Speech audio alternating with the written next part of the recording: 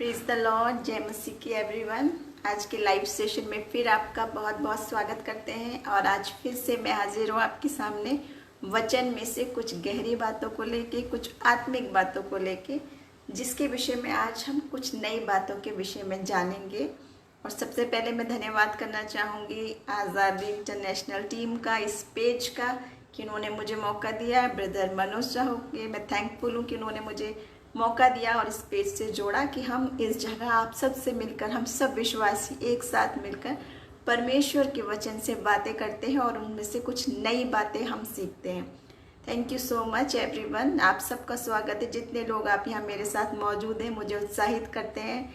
Sister पूजा Gupta, John Peter brother और जितने लोग आप सब हैं, प्रभु आप सबको आशीष दे। और आज मैं जो लेके आई हूँ आपके सामने बात, वो बहुत दिलचस्प बात है।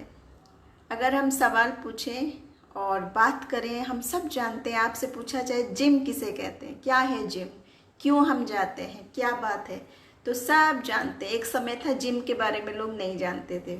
सिर्फ जो बॉडी बिल्डर्स थे या स्पोर्ट्स पर्सन थे या पहलवान थे वो अपनी एक्सरसाइज करते थे और कुछ लोग सिखाने वाले होते थे। लेकिन आज हम सब जानते हैं कि जिम क्या है, जहाँ हम कसरत करते हैं, एक्सरसाइज करते हैं अपने शरीर को स्वस्थ बनाने के लिए, अपने स्वास्थ्य को अच्छा बनाने के लिए, तंदुरुस्ती के लिए हम जिम करते हैं। लेकिन आप जानते हैं बाइबल हमें कुछ और बात भी बता रही है और बाइबल में कितनी जगह इसको बिल्कुल विस्तार से समझाया हुआ है, जो शायद कई बार हमारे लिए नया विषय है और हम सोचते ये भी क्या बात है, ऐसा कैसे हो सकता है। और हम सोचते हैं कि हमारी बस उतना काफ़ी है जो हम कर रहे हैं, बाइबल, चर्च जाना, आराधना करना, अपना दान दशमांश देना, वो काफ़ी है। लेकिन हम सब जानते हैं कि जब हम जिम करते हैं, जब अपनी तंदुरुस्ती के लिए करते हैं, तो उसके कुछ नियम होते हैं। वैसे ही हम खुराक लेते हैं, वैसे ही हम मेहनत करते हैं, वैसे ही हम पसीना बहाते हैं और जैसे जैसे इंस्ट्रक्टर हमें बताता है वो सारे टूल्स हमको उसी उपाय से यूज़ करने हैं ताकि हम अपने शरीर को बलवान बना सकें। लेकिन बाइबल हमें बताती है आत्मिक एक्सरसाइज के बारे में भी, रूहानी ताकत, रूहानी तंदुरुस्ती हम कैसे पा सकें। जय मसीह की ब्रदर, आप सबका स्वागत है। तो मैं बात करना चाहूँगी रूहानी स्वास्थ्य हमने कैसे बनाना है। वो तो ठीक है, परमेश्वर ने सब कुछ बना दिया और कर दिया, लेकिन बाइबल हमें इस बारे में सिखा रही है। हमारा रूहानी जिम कहाँ है, क्या उसके टूल्स हैं, कौन उसका इंस्ट्रक्टर है और कैसे हमने वो सब बातें सीखनी है, उस पर हम ध्यान करेंगे। तो दुनिया में जो है हर एक बिलीवर को, हर एक विश्वासी को ये रूहानी जिम दिया गया है और बाइबल में इसके बारे में बिल्कुल विस्तार से बता रखा है कि हम आत्मिक रूप से ताकतवर बनने के लिए, जोरावर बनने के लिए कैसे हमें एक्सरसाइज करनी है। बाइबल हमें कौन से जिम के बारे में बता रही है और हमने ये लॉक खोला है इस जिम का कि नहीं, जो हमारे लिए फ्री में मिला हुआ है। आज तो लोग जिम और हेल्थ क्लब ज्वाइन करने के लिए पैसे खर्च करते हैं, तब जाते हैं, लेकिन परमेश्वर ने आपको मुफ्त में ये सब कुछ इनाम दे रखे हैं रूहानी ताकत बढ़ाने के लिए। Praise the Lord sister, hallelujah. तो मैं बताना चाहूँगी पहला तिमोथी उसका 4 अध्याय और 8वें वचन में इस बात का जिक्र है।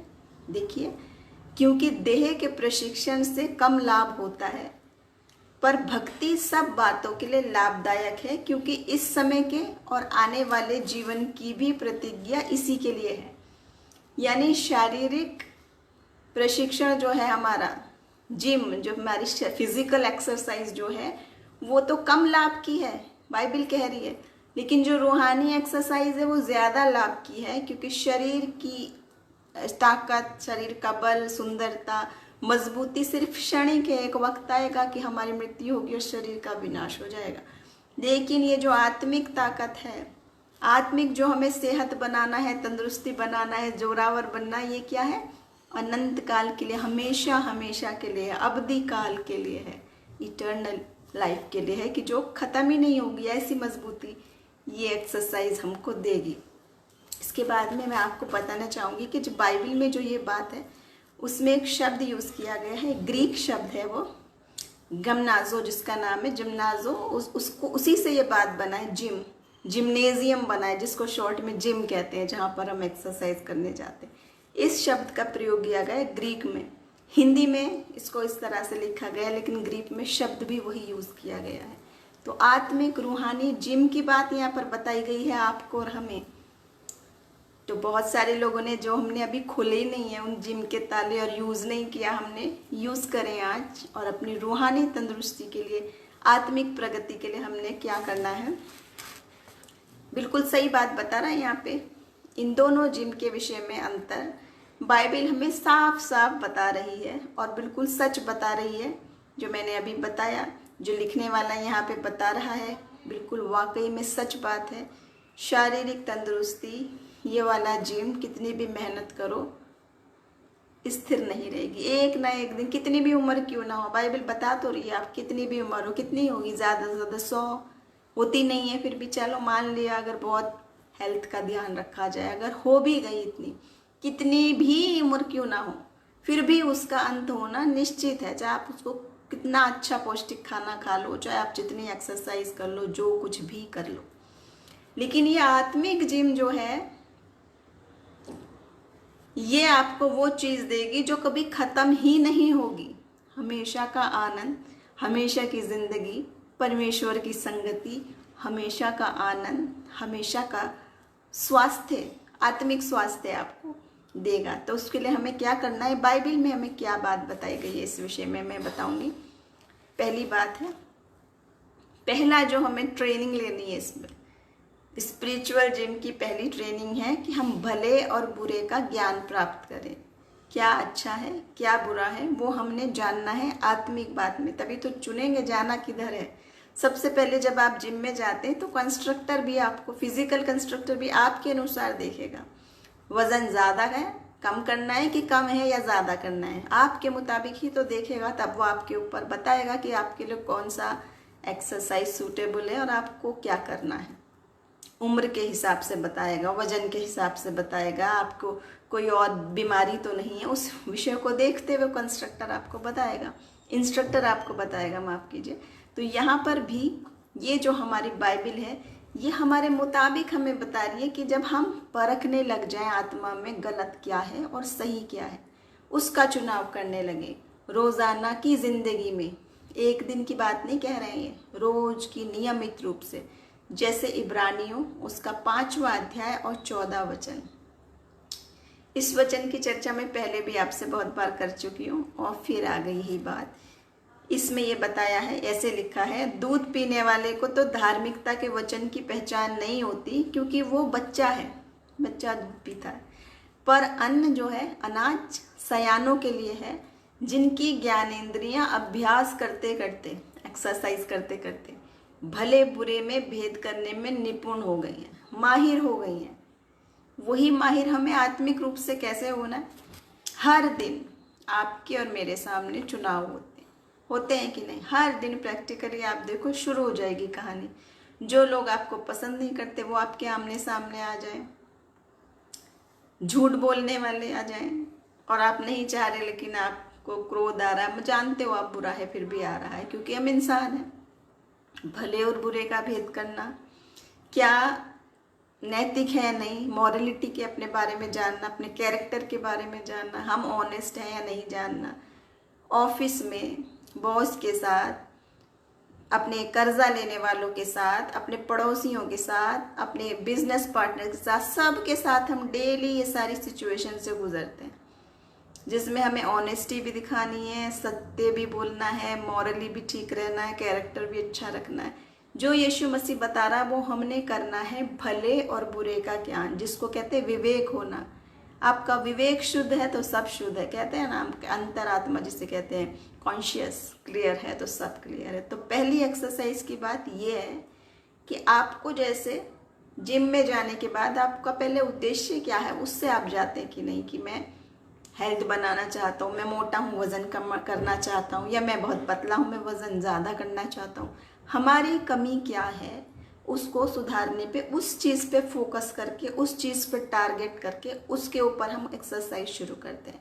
ऐसे ही आत्मिक रीति से भली और बुरी बात खुद की चेक करनी है सबसे पहले, कि मेरे अंदर क्या कमियां हैं, क्या परेशानियां हैं, किस चीज़ पे मुझे वर्कआउट करना है, किस चीज़ पे मुझे एक्सरसाइज करना है और उसको मजबूत बनाना है, और कौन सी चीज़ को मैंने छोड़ना है। दूसरी बात है, जीतने के लिए हमें रेस करना है, रन टू विन, ताकि हम विजय हासिल करें। आप करते हैं, जब हम स्पोर्ट्समैन होते हैं, जब हम स्पोर्ट्स में ध्यान देते, तो हम अगर रेस के लिए जाते तो हमारा उद्देश्य जीतने का है। ऐसा तो उद्देश्य नहीं है कि सिर्फ भीड़ के साथ भागें और हम भी 100 में से एक हम भी थे, खड़े हुए थे और हम जीते नहीं, बल्कि हर एक खेलने वाले का, रेस में प्रतियोगिता में हिस्सा लेने वाले का, हर एक का एम होता है कि मैं उस लक्ष्य तक पहुंचूं और मैं विनर बनूं। रेस उस तरफ दौड़नी है कि मैं उसको हासिल करूं, अंत तक मैं वहां तक पहुंच रहा हूं या नहीं। जैसा बाइबल में लिखा है, मैं इनमें से जितनी भी बात है सब ये मैं नहीं बता रही है, बाइबल हमें बता रही है, हम सिर्फ उसी पर चर्चा कर रहे हैं। Praise the Lord brother, thank you so much. आप सबको प्रभु आशीष दे, जितने आप साथ जुड़े हैं और आमीन बोल रहे हैं, मुझे उत्साहित कर रहे हैं। प्रभु के वचन को हम महिमा दे रहे हैं, हम सब मिलकर परमेश्वर को महिमा दे रहे हैं, उसको आदर मिले, उसको महिमा मिले। कितने सुंदर वचन, इतने जीवित वचन उसने आपके और मेरे लिए रख छोड़े हैं, कि वो चाहता है कि हम आनंदित रहें, आशीषित रहें, फिजिकली भी स्पिरिचुअली भी स्ट्रांग रहें, विनर बने, आखिरी तक रहें, एम तक हम पहुंच रहे हैं या नहीं। पहला कुरिन्थियों उसका 9 अध्याय और 24वें वचन में। Praise the Lord brother Venkat, thank you so much. आमीन, आप बिल्कुल सही बोल रहे हैं। हमारा उद्देश्य वही है कि हम उस रेस तक, आखिरी तक पहुंचे और पहुंच जाएं वहां तक। तो इसमें ऐसा लिखा, पहला कुरिन्थियों 9 अध्याय और 24वें वचन में, क्या तुम नहीं जानते, दौड़ में दौड़ते तो सभी हैं, परिणाम एक ही ले जाता है, तुम वैसे ही दौड़ो कि जीतो। बाइबल ये बता रही है।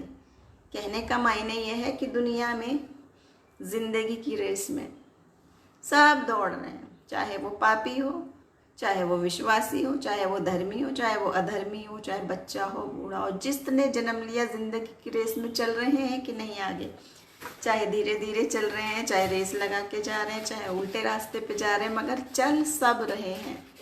लेकिन बाइबल हमें बता रही है कि जो तुम चल रहे हो वो सिर्फ भीड़ बढ़ाने के लिए नहीं चलना है, बल्कि उस रेस को जीतना है, उस एम तक पहुंचना है जो परमेश्वर ने आपके लिए तैयार की है।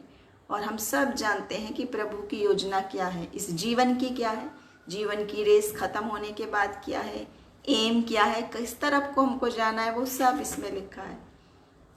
तीसरी एक्सरसाइज, रेसल इन प्रेयर, प्रार्थना में युद्ध लड़ना है, रेसलिंग करनी है, प्रेयर वॉरियर बनना है हमने, आपने और मुझ में। बाइबल ये बता रही है। मुक्केबाजी वाले तो गेम आपने देखे फिजिकली, और वो मुक्केबाजी गेम नहीं भी हो तो हकीकत में भी आजकल तो हिंसा इतनी है कि जिसको देखो वो एक दूसरे को मार रहा है। लेकिन यहाँ उस बात को नहीं कह रहे, उस बात की चर्चा नहीं हो रही है, बल्कि प्रार्थना में हमें लड़ाई किससे लड़नी है, अपनी समस्या से, शैतान से, अंधकार की ताकत से, बीमारी से, रुकावटों से, बुरी संगति से, जो कोई भी हमें रोक रहा है उससे करनी है। और दूसरी, अगर हम किसी चमत्कार के लिए प्रार्थना कर रहे हैं, चाहे हीलिंग के लिए, चाहे आत्मिक वरदान के लिए, चाहे किसी भी चमत्कार के लिए, वहाँ हमें प्रार्थना में लड़ाई करनी है, योद्धा बन जाना है। और लड़ाई कैसे करनी है, वो हमें आत्मा के हथियार दिए हुए हैं, बाइबल पूरा बता रही है कौन कौन से हथियार हमने यूज़ करने हैं।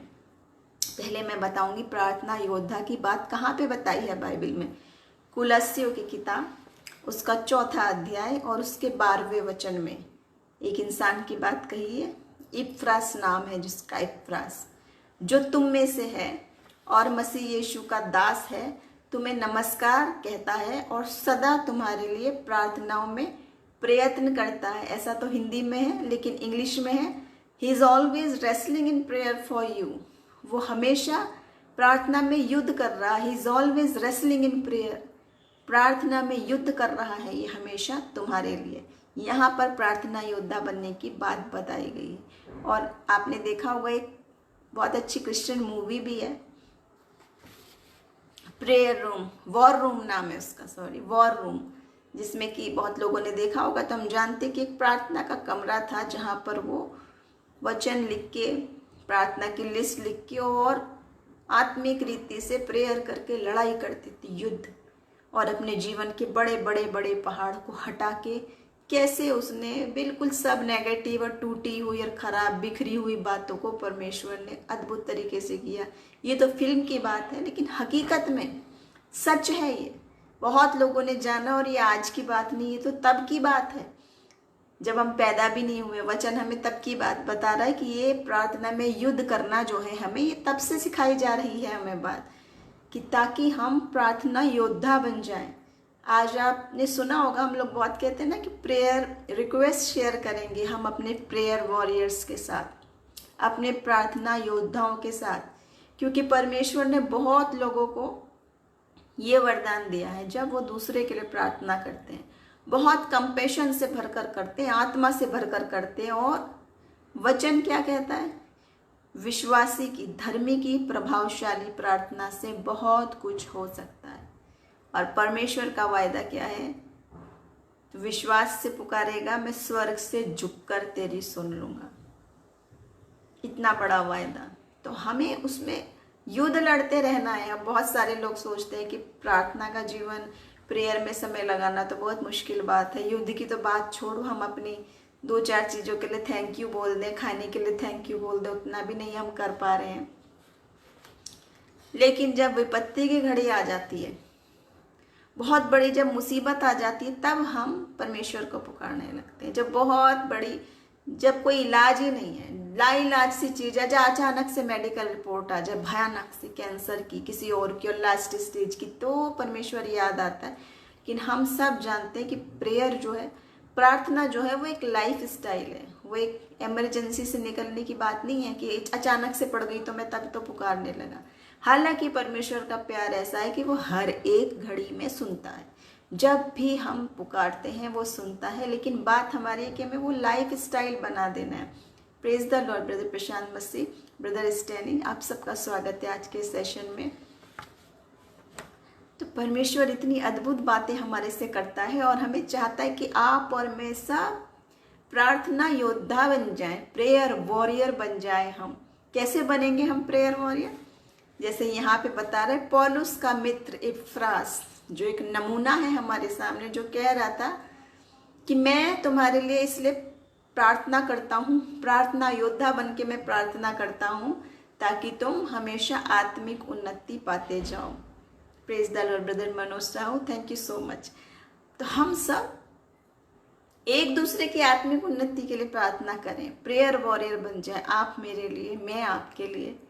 और वचन कह रहा है कि परमेश्वर झुककर सुन लेता है। प्रभावशाली प्रार्थना, धर्मी की प्रभावशाली प्रार्थना से बहुत कुछ हो सकता है। तो 3 पॉइंट बताए मैंने आपको। जिम जो है, आत्मिक जिम है, रूहानी जिम है, वो कैसे करनी है, वो एक्सरसाइज हमने कैसे करना है रूहानी ताकत के लिए, स्पिरिचुअली स्ट्रांग बनने के लिए, अनंत जीवन तक के लिए। फिजिकल लाइफ तो ये हमारी खत्म हो जाएगी, लेकिन वो अनंत जीवन आपका और मेरा जो हमेशा रहने वाला है। चौथी बात है, जब हम जिम में जाते हैं तो एक ट्रेनिंग कराई जाती है, रेजिस्टेंस ट्रेनिंग। चाहे वो वेट लिफ्टिंग हो, चाहे वजन को दूसरी तरफ धकेलने की हो, बहुत सारी बातें हैं। मैं शारीरिक जिम के विषय में उतना नहीं जानती हूँ, क्योंकि मैंने कभी ज्वाइन नहीं किया परमेश्वर की दया से। लेकिन आत्मिक जिम के बारे में मैं आपको बता सकती हूँ, क्योंकि ये वाली ट्रेनिंग परमेश्वर मुझे देता चला है, बहुत सारे स्ट्रगल से निकाल के, और मैंने अपने अनुभव से देखा है कैसे हमें सब कुछ देखना है। मृत्यु भी होगी, बीमारी भी होगी, परेशानी भी होगी, असंभव भी होगा, बंद रास्ते भी होंगे, और तुम पे दोष लगाने वाली दुनिया भी होगी। पर प्रभु कहेगा यहाँ इनका सामना करने की ट्रेनिंग देगा, और पक्का बना देगा, मजबूत बना देगा।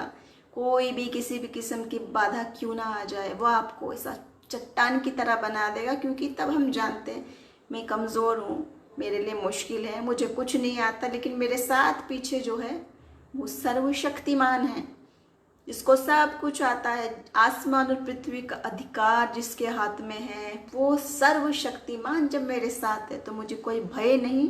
और वचन भी कहता है, और हम विश्वासी भी कहते हैं, फिर हम मृत्यु की वादियों में से भी जाए तो भी हमें कोई भय नहीं होता।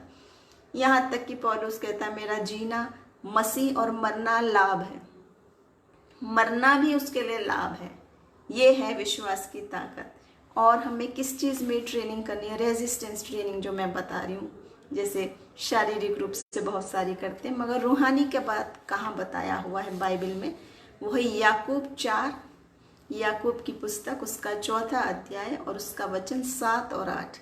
यहाँ पे इस प्रकार लिखा है, पर परमेश्वर के अधीन हो जाओ और शैतान का सामना करो तो वो तुम्हारे सामने से भाग निकलेगा। परमेश्वर के निकट आओ तो वो भी तुम्हारे निकट आएगा। अब आप सोचो, शैतान का सामना करने वाली क्या बात है? और सब हम शैतान के विषय में जानते हैं और हम क्या सोचते हैं? शैतान कोई भयानक चीज़ है जो देखने में भी भयानक है, वाकई में असली रूप में भयानक है। लेकिन आप बाइबल हमें बता रही है बड़े लुभावने तरीके से आता है शैतान अपने ट्रिक्स लेके। और बाइबल शुरू में भी बता रही लूसीफर के बारे में और गिराए हुए फरिश्तों के बारे में। सुंदर हैं, सब कुछ हैं, अच्छे हैं। आप जो नहीं नॉलेज रखते वो जानेंगे भी नहीं कि ये शैतान है। तो शैतान का सामना कर वो भागेगा का मतलब ये नहीं है कि कोई भयानक दानव सींग वाला काला खतरनाक दांत निकले वाला जैसे आपको सोचते हैं हॉरर फिल्म्स में, वैसा मेरे सामने आएगा तो मुझे सामना करना है। कई बार दुष्ट आत्मा वैसा भी आता है और किसी भी प्रकार से आता है, किसी का वेश बनाकर भी आता है। लेकिन जब हमें सामना करना है, ये वाली ट्रेनिंग परमेश्वर दे रहा है क्योंकि उसको पता है जिंदगी में ऐसा वक्त भी आ सकता है। जैसे जिम वाला आपको बताता है कि नहीं, हर तरह की ट्रेनिंग, ऐसा हो तो ये करना है, वैसा हो तो ये करना है। यहाँ तक कि जो आप गेम्स में रेसलिंग कर रहे हैं उसके भी दांव पेच बताता है वो आपको कि वो ये दांव करेगा तो तुम्हें ये करना है, वो ये करेगा तो तुमको इस प्रकार। दो तरह बताएगा, एक तो आपको बचाव कैसे करना है और दूसरा अपने खुद को बचाते हुए उस पर अटैक कैसे करना है।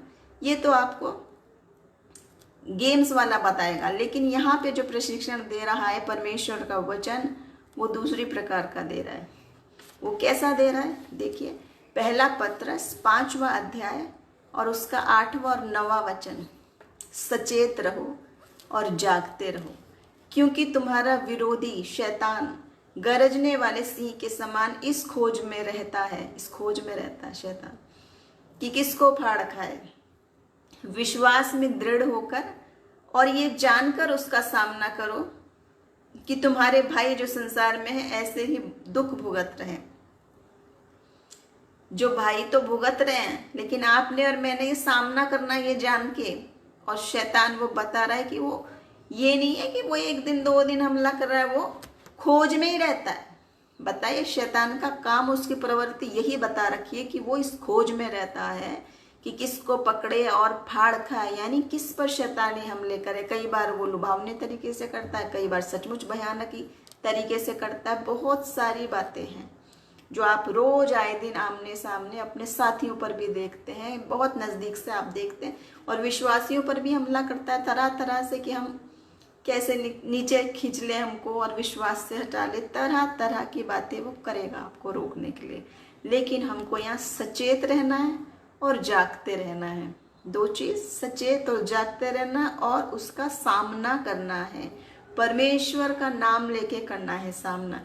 यहाँ तो सिर्फ शैतान की बात बताई जा रही है, लेकिन हम सब जानते हैं कि दाऊद ने तो वाकई में दानव का सामना किया था आमने सामने, जब वो बालक ही था, जिसको आता ही नहीं था कुछ भी हथियार चलाना, कुछ नहीं आता था। वो क्या आता था? न बल से, न शक्ति से, परमेश्वर की आत्मा से, उसकी सामर्थ्य से आता है। वो प्रभु का नाम लेकर आता है और 5 पत्थर से इतना बड़ा दानव गिर जाता है। क्यों? क्योंकि परमेश्वर उसके साथ था। परमेश्वर ने सारा सीक्वेंस, सब बात वैसे ही नियंत्रित कर रखा था क्योंकि वो उसके साथ था।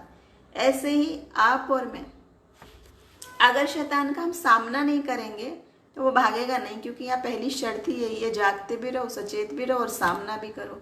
सामना करो तब वो तुम्हारे सामने से भागेगा। मसीह का नाम लेके वो भी गया था, न बल से, न शक्ति से, न बुद्धि से, परमेश्वर का नाम लेके उसकी सामर्थ्य से गया था। वैसे ही आप में और मेरे में सामर्थ्य नहीं, लेकिन परमेश्वर में सामर्थ्य, उसकी सामर्थ्य से तैयार होके हमने ये जाना है और सामना करना है। चाहे वो बुरी स्थिति का हो, चाहे वो बीमारी का हो, चाहे वो परेशानी का हो, चाहे वो गरीबी का हो, और चाहे वो शैतानी बातों का है, सामना करना है। और आप और मैं जो रोज देख रहे हैं न्यूज में कि लोग सामना नहीं करते, डरते हैं और सुसाइड कर लेते हैं, खुद खत्म हो जाते हैं, क्योंकि वो स्ट्रगल्स का सामना ही नहीं कर सकते और वो शक्तियां उन पे हावी हो जाती हैं, चाहे वो डिप्रेशन हो, चाहे वो कोई और परेशानी हो। उन परेशानियों का जब सामना नहीं करते तो आत्मिक रीति से ये मजबूत होना है कि कुछ भी क्यों ना हो जाए, सामना तो आपने करना है, परमेश्वर की सामर्थ्य में होके करना है। उसके बाद मैं बताऊंगी अगली बात। 5वीं बात है डिसिप्लिन में रहना है। और ये जो स्पिरिचुअल ट्रेनिंग है उसमें हमें एक मकसद के साथ चलना है।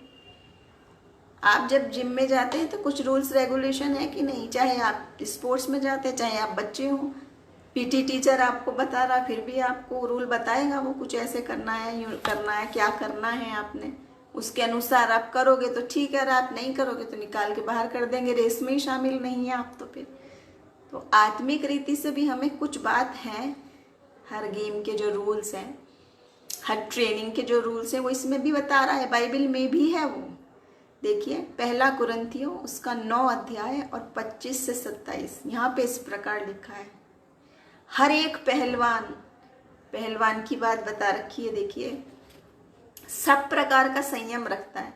वो तो एक मुरझाने वाले मुकुट को पाने के लिए ये सब करता है, पर हम तो उस मुकुट के लिए करते हैं जो मुरझाने का नहीं। इसलिए मैं तो इसी रीति से दौड़ता हूँ, पर बेठिकाने नहीं, यानी बिना लक्ष्य के नहीं। मैं इसी रीति से मुक्कों से लड़ता हूँ, परंतु उसके समान नहीं जो हवा में घूंसे मारता हुआ, हवा पीटता हुआ लड़ता है, परंतु मैं अपनी देह को मारता कूटता और वश में लाता हूँ, कि ऐसा ना हो कि औरों को प्रचार करके मैं आप ही किसी रीति से निकम्मा ठहरूं।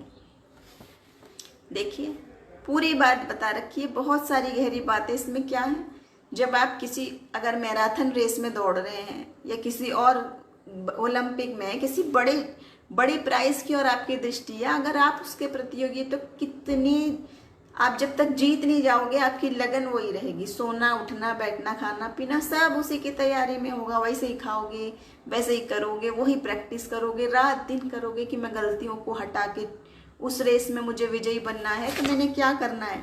सांसारिक रेस के लिए आप इतना करते हो, तो उस रेस के लिए जो आखिरी है, जो अंतिम रेस है, जो अनंत जीवन की ओर पहुंचाती है, जो ये कह रहा है कि वो तो सब मुरझाने वाले मुकुट के लिए कर रहे हैं। कोई भी मेडल हो, कोई भी मुकुट हो, कोई भी कुछ ना हो, वो खत्म हो जाएगा, एक दिन यही रह जाना है दुनिया में।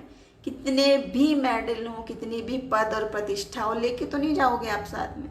लेकिन हम उस मुकुट के लिए करते हैं जो मुरझाएगा नहीं, जो परमेश्वर आपको देगा, जो खत्म नहीं हो सकता, अनंत है जो, वो प्राइज के लिए हमने दौड़ना है। दूसरी बात, बेठिकाने नहीं, बिना लक्ष्य नहीं, उसी एम की तरफ दौड़ा चला जाता है और अपने आप को वश में रखता है, ताकि सांसारिक बातों में ना फंस जाए, पापों में ना फंस जाए, शारीरिक पापों में ना फंस जाए, कि ऐसा ना हो मैं दूसरों को प्रचार करके और खुद ही किसी रीति से निकम्मा ठहरूं। पौलुस यहाँ पर बता रहा है ये सारी बातें, आत्मिक अर्थों में बता रहा है, आत्मिक जिम की बातें, आत्मिक एक्सरसाइज की बातें। और दूसरी बात देखिए, और एक गहरी बात है इसी संदर्भ में, जो 2 तिमोथियस उसका 2 अध्याय और 5वें वचन में, 2 तिमोथियो 2 अध्याय 5 वचन देखिए, फिर अखाड़े में लड़ने वाला यदि विधि के अनुसार ना लड़े तो मुकुट नहीं पाता। विधि मतलब नियम, रूल्स। अगर लड़ने वाला, आप सब ने देखी होगी दबंग पिक्चर का बड़ा हल्ला था पीछे, नहीं देखी होगी, नहीं देखी तो वे तो देखा ही होगा रेसलिंग कैसे करते हैं। जब वो रूल के अनुसार नहीं होता वो आउट है, उसको कोई मुकुट तो क्या कुछ नहीं मिलना है, वो आउट हो जाएगा गेम से। ऐसे ही आप उस रेस से आउट हो जाते हो अगर आप नियमों को अलग रख के, परमेश्वर की आज्ञाओं को अलग रख के और अपने तरीके से जीने लगते हो कि मेरी मर्जी, मैं ऐसे करूं, मैं वैसे करूं। अपने मर्जी के मालिक जब हम बन जाते हैं, तो वही बात है कि जो वचन हमें बता रहा है उसमें कुछ आज्ञाएं हैं जिनको हमने फॉलो करनी है। जैसे बाइबल में हम देखें 10 कमांडमेंट्स हैं, 10 सजेशंस नहीं है वो। समझ रहे हैं आप मेरी बात? सजेशंस में और कमांडमेंट्स में अंतर है। सजेशन सिर्फ एक सुझाव है कि एक दिया जाता है कि ये सुझाव है, अब मानना न मानना तुम्हारी मर्जी है। लेकिन कमांडमेंट्स एक आज्ञा है, परमेश्वर की आज्ञा, और जो उसके वचन में लिखी है, जो हम बता रहे हैं कि प्रेयर और वचन पढ़ना एक लाइफ स्टाइल है। इमरजेंसी एग्जिट नहीं है कि जब वो पत्ती पड़ी तब उठा के पढ़ ली और फिर रख दी कहीं शेल्फ में जाके छिपा के कोने में, धूल में पड़ी हुई है, पता ही नहीं कहाँ वचन है, कहाँ आत्मा की तलवार रखी है मेरी और कहाँ मेरे हथियार रखे हैं। और मैं युद्ध लड़ने चढ़ा हूँ शैतान से, आत्मिक हमलों से, बीमारियों से। चंगाई चाहिए। युद्ध जब लड़ना है तो वो शार्प रखे अपनी तलवारें, आत्मा की तलवारें, अपने हथियारों को शार्प रखना है। प्रतिदिन रोज प्रैक्टिस करके तैयार रखना है क्योंकि वो हर वक्त तैयार है। आप देख रहे हैं कि गरजने वाले सिंह की तरह ताक में लगा है, किसको पकड़े फाड़ खाए। ऐसी ऐसी स्थितियां आपके जीवन में आती हैं। आज हमारे आजकल की मॉडर्न लाइफ में तो बहुत बड़े बड़े गुनाहों को भी फॉर ग्रांटेड लेते हैं, युवा लोग भी लेते हैं और कहते हैं ये तो रूल भी बन गया। इसमें कमांडमेंट्स भूल के नया रूल्स क्या बन गया? लिव इन रिलेशनशिप रूल बन गया। ठीक है, मॉरल्स गए भाड़ में, चरित्र गया भाड़ में, संस्कार गए भाड़ में, और कहते हैं सब कुछ चलता है। अब तो रूल भी बन गए, आप ये भी कर रहे हो और चर्च भी जा रहे हो, दोनों चीज कर रहे हो। कौन सी नाव पे सवारी कर रहे हैं, कौन सी दिशा की तरफ चल रहे हैं, किसकी ओर निगाह करके चल रहे हैं? वचन जिस चीज को पाप बता रहा है वो पाप ही है और पाप ही रहेगा, चाहे कोई कितना भी उसके बारे में कुछ भी कह ले। ये परमेश्वर का वचन है। और जो कहते हैं स्त्री स्त्री की शादी हो जाए, पुरुष पुरुष की शादी हो जाए, सेम सेक्स रिलेशनशिप की जो बात को कह रहे हैं ये भी ठीक है। हम इसी प्रकार बने हैं, हमने ऐसे ही बनाया। अरे वचन आपको क्या बता रहा है? एक आदम बना है, एक हवा बनी है। आदम के लिए एक हवा, हवा के लिए एक आदम। आदम के लिए दूसरा आदम तो नहीं बनाया परमेश्वर ने, ना हवा के लिए दूसरी हवा बनाई है, एक पुरुष के लिए एक स्त्री बनाई है, ना एक आदम के लिए 4-5 हवा बनाई है। तो अपनी तरह से जब हम मोल्ड करते हैं इनको, वचन को ट्विस्ट देके, और उसके कमांड्स को हम जब ट्विस्ट देने लगते हैं, उस समय आप इस रेस से आउट हो जाते हो। किस मुकुट की तरफ चल रहे हो, निगाह उसकी तरफ है कि नहीं है? तो यहाँ हमने ये बात देखनी है इन सब बातों में कि भले ही कानून बन गए हैं, भले ही सारी दुनिया कह रही है ठीक है और चलता है, लेकिन वचन इसको गलत बताता है तो ये गलत ही रहेगा हमेशा। वचन में आप मिटा नहीं सकते, उसको डिलीट कर दो और एडिट कर दो। आज करते होगे आप, अपने सारे रूल्स में सारे रेगुलेशन को डिलीट कर सकते हो, एडिट कर सकते हो। आपके हाथ में स्मार्टफोन्स हैं, आप सब कुछ कर सकते हो। लेकिन ये आत्मा की प्रेरणा से लिखा हुआ वचन है जिसमें एक शब्द बढ़ाया नहीं जा सकता और एक शब्द घटाया नहीं जा सकता। अगर इस रूल को आप तोड़ रहे हो तो आप खुद ही गेम से आउट हो गए।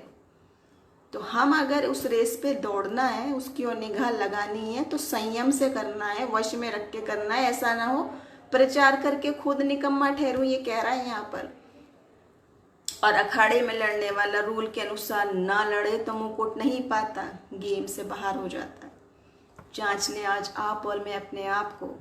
हमें अपने परिवार को, अपने वंश को, अपने बच्चों को, अपने युवाओं को वही बताना है जो वचन कह रहा है, वो नहीं जो दुनिया कह रही है। दुनिया कहती रहे, जो गलत है वो गलत ही रहेगा। भले ही हमें वो नैरो माइंडेड समझे, भले ही हमें वो बैकवर्ड समझे, जो समझना है वो समझ लें, क्योंकि हमारा जीवन परमेश्वर को दिखाने के लिए, मनुष्य को दिखाने के लिए नहीं है। हमारी निगाहें परमेश्वर की ओर है और हमारा गोल वही है और हमारा रेस वही है कि हम अंत तक उस ओर चलते चले जाएं। और अगली बात है, 6th पॉइंट पे आ गई मैं। 6th है, जब हम रेस में दौड़ते हैं तो अपने जो फालतू वजन को, हमारे चीजें, उनको हटा दिया जाता है। आप देखा, जूते हल्के वाले दे दिए जाते हैं रेसर को, लाइट वेट वाले। ऐसा तो नहीं देखा कहीं पर भी आपने कि वो कमर पे बोझा ढोके चल रहा हो, रेस लगा रहा हो, उसको कमर पे रख के भागा चला जा रहा हो। वो भी नहीं देखा है हमने। हमने क्या देखा है, आपने और मैंने, कि जब रेस लगाते हैं तो सारे बोझ को हटाते हैं ताकि हम हल्के होके, मुक्त होके भाग सकें, पूरी तरह रेस लगा सके, क्योंकि हम जीतने की ओर जाते हैं और हमारा उद्देश्य है हर हाल में हमने जीतना है। अगर आप रेस तो लगा रहे हो लेकिन सारा वो बोझा आपके ऊपर ही, आपके पास्ट का भी, आपके गुनाहों का भी, उससे नफरत का भी, इससे घृणा का भी, उससे कंपटीशन का भी, सारे बोझ भी लाद रखे और रूहानी रौर से भाग रहे हो, तो वही हाल होगा जैसे आप शारीरिक रूप से भाग रहे हो। और समझ लो टनों वजन आपने अपने ऊपर रख रहा है, तो आप खुद ही नहीं चल सकोगे, तो भागोगे क्या और विनर क्या बनोगे। ऐसे ही सेम आत्मिक भागने की बात भी है, आत्मिक रेस भी वैसी है। जब आपको आत्मिक रेस करनी है, पहले हल्का होना है, इन सारे वजन को हटा देना है, घृणा का, क्रोध का, नफरत का, डाहा का, पाप का, बुराई का, लोभ का, जो भी कोई क्यों ना कोई वजन हर किसी के ऊपर है, उनको हमको हल्का करना है। और इसी विषय में बाइबल भी बताती है, इब्रानियों 12 और उसका पहला और दूसरा वचन। इब्रानियों उसका 12 अध्याय और पहला और दूसरा वचन। इस कारण जबकि गवाहों का ऐसा बड़ा बादल हमको घेरे हुए है, तो आओ हर एक रोकने वाली वस्तु और उलझाने वाले पाप को दूर करके वो दौड़ जिसमें हमें दौड़ना है, धीरज से दौड़ें और विश्वास के कर्ता और सिद्ध करने वाले यीशु की ओर ताकते रहें, जिसने उस आनंद के लिए जिसके आगे धरा था, लज्जा की कुछ चिंता न करके क्रूस का दुख सहा और सिंहासन पर परमेश्वर के दाहिने जा बैठा। उलझाने वाले पाप को, रोकने वाली वस्तु को, इनको हटा के दौड़ना है। और कैसे? धीरज से, धैर्य के साथ, पेशेंस के साथ, विश्वास के कर्ता और सिद्ध करने वाले यीशु की ओर ताकते रहें। एम किधर है? यीशु की ओर ताकते रहें, तब दौड़ना है। पहली बात, वो वजन मैंने जो भी आपको बताया, किसी भी प्रकार के क्यों ना हो आपकी आत्मा पे वजन, दुख, वो उतारने हैं। परमेश्वर की ओर निगाह लगा के हमने दौड़ना है, ताकि हम धीरज से, मतलब धीरे धीरे, स्लोली, धीरज से, जल्दीबाजी में गलत स्टेप नहीं लेना है हमने, उस दौड़ की ओर, उस ध्येय की ओर चलते चले जाए। अब यीशु की ओर निगाह लगा के दौड़ने का क्या मायने हैं? जब हमारी निगाह हट जाती है, एम हट जाता है और हम चल रहे किस तरफ है, देख रहे किस तरफ है, तो क्या होता है? जैसे पतरस का हाल हुआ था जब यीशु मसीह पानी पर चल रहा था और शागिर्द डर गए और कहने लगे कैसे चल रहा है। उन्होंने सोचा कोई आत्मा है या प्रेत है या भूत है। यीशु मसीह ने कहा डरो मत, मैं हूँ। और पतरस से कहा तू विश्वास करेगा तो तू भी चलेगा। पतरस ने निगाह यीशु मसीह की ओर लगाई, मैं भी चलना चाहता हूँ। चला और वो चलने लगा। पानी के ऊपर पतरस इंसान है पर चलने लगा। और जब उसकी निगाह यीशु मसीह पर हटी, आंधी पर, तूफान पर, पानी पर, कहाँ मैं चल रहा हूँ, अपने सेंस में, अपने लॉजिक से सोचने लगा, तो वो डूबने लगा। जब यीशु मसीह ने उसको कहा, हाथ दिया, सहारा दिया, कहा बिना देखे विश्वास करो, विश्वास बढ़ाओ अपना। वही बात यहाँ पर भी है। रेस में तो आप दौड़ रहे हो। कौन सी रेस? चर्च से घर तक, घर से चर्च तक, प्रेयर मीटिंग तक, जहाँ सभा हो रही वहीं पहुँच जा रहे हैं, सब जगह पहुँच जा रहे हैं। लेकिन ये सारी एक्सरसाइज रखी हुई पीछे, आप तो रेस में शामिल ही नहीं हो, अनक्वालिफाइड हो जाओगे अगर ये भी कर रहे हो और वो भी कर रहे हो। मतलब रेस में भी चल रहे हो और रूल्स भी नहीं मान रहे। सारा बोझ भी लादा हुआ है, घृणा भी है, नफरत भी है, गुस्सा भी है, पाप भी है, सारी कुछ बुरी बातें मन में भरी पड़ी हैं और रेस भी दौड़ रहे हैं। तो पहले अपने बोझ को हल्का करें, धीरज से करें, मसीह की ओर आंख लगा के करें, ताकि वो हमें सामर्थ्य दे इस सब बातों को करने की। सातवीं बात है और आखिरी बात है, ये है लगातार हम बने रहें। विश्वास की अच्छी कुश्ती लड़नी है और उस रेस को पूरी करना है। जीवन की यात्रा की रेस की बात है, पूरी करना है का क्या मायने हैं? देखिए, फिलिपियो 3 अध्याय और उसका 14 वचन।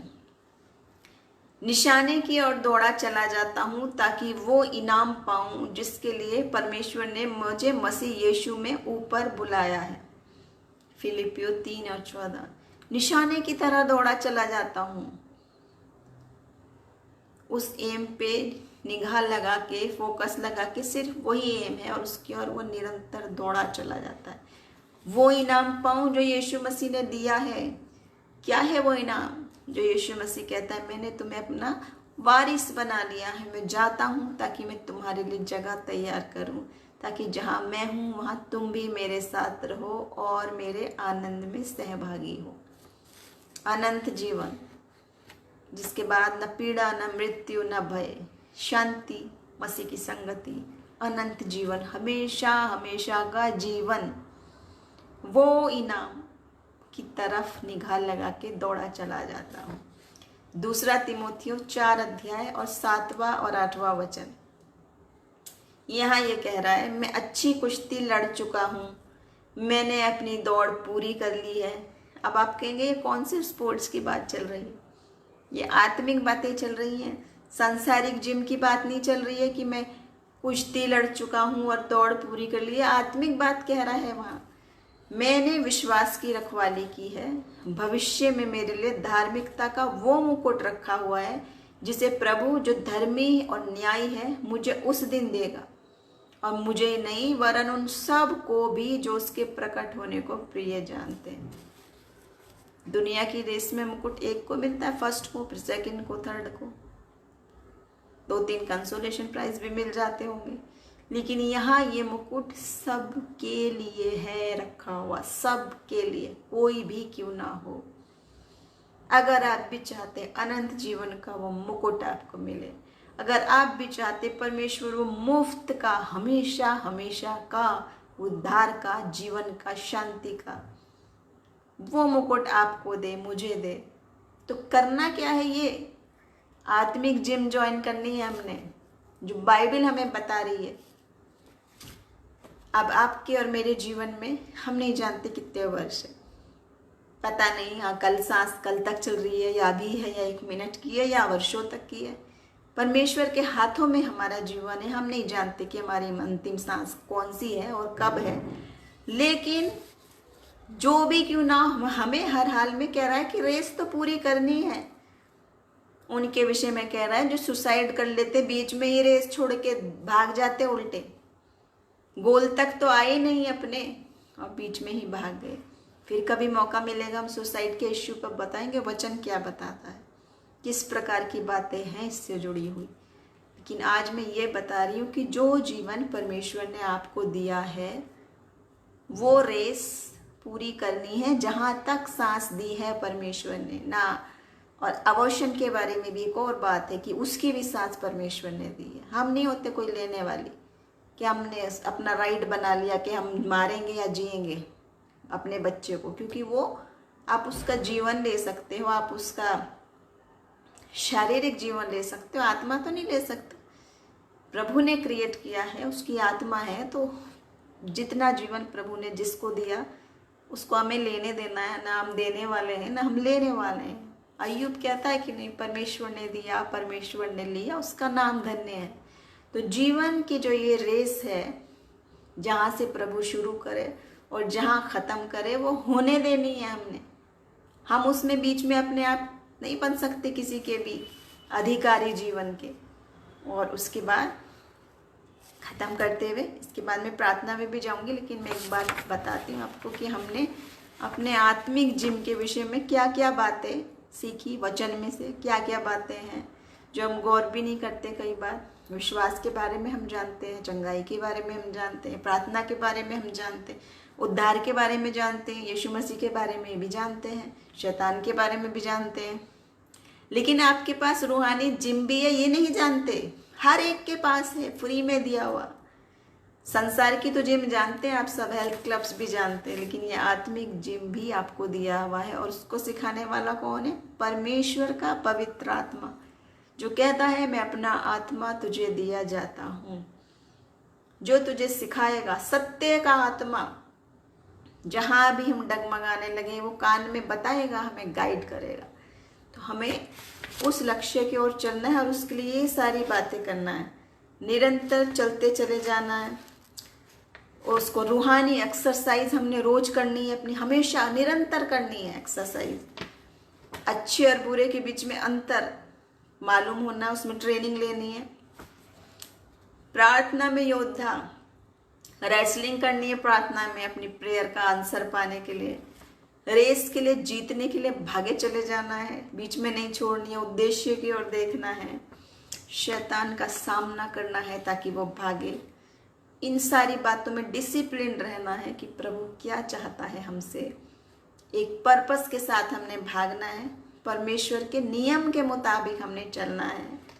और सारे वजन जो हमारे ऊपर है, गुनाहों का, परेशानियों का, दुख का, डिप्रेशन का, कैसा भी बोझ क्यों ना हो, वो उतार के हल्का होना है, तभी रेस हम दौड़ोगे। न कैसे दौड़ोगे? और वचन क्या कह रहा है, बार बार क्या कहता है?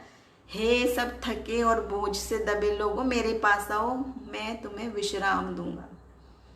सारा बोझ उठाने के लिए वो हमारे साथ है। धैर्य के साथ दौड़ना है, अपनी निगाहें उस गोल पर यीशु मसीह की ओर लगा के दौड़ना है, विश्वास की अच्छी कुश्ती लड़ना है और फिर अपनी ये रेस खत्म करनी है। तो इतने ओनली 7 पॉइंट्स हैं, आसान से।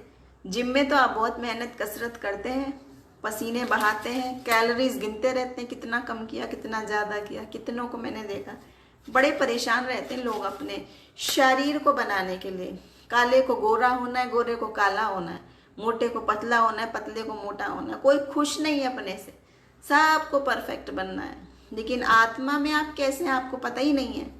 जोरावर हो कि बीमार हो कि कमज़ोर हो, पतले हो कि नहीं हो, उजाला है रूह में कि अंधेरा है, क्या कॉम्प्लेक्शन रूह का है वो तो नहीं मालूम चल रहा है। और शरीर के पीछे जिसको ख़त्म हो जाना है एक दिन।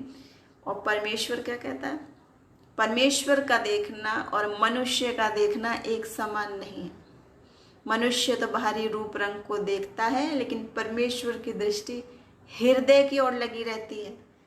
वो आपके मेरे दिल को देखता है, रूह को देखता है।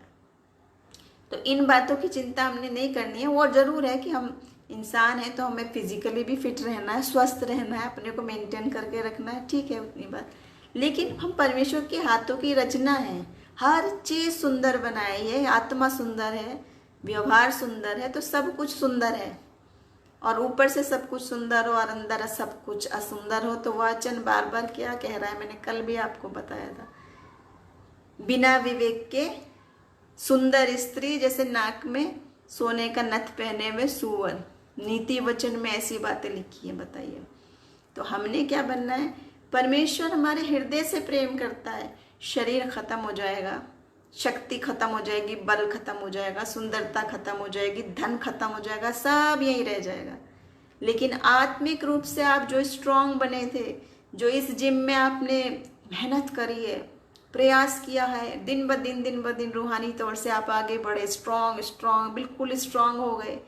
इतने स्ट्रांग कि प्रार्थना करते हैं तो बड़े बड़े काम होते हैं। इतने स्ट्रांग कि परमेश्वर को आप अपने साथ उपस्थित महसूस करते हैं। इतने स्ट्रांग कि शैतान का कोई बाण आप पे चलता नहीं है।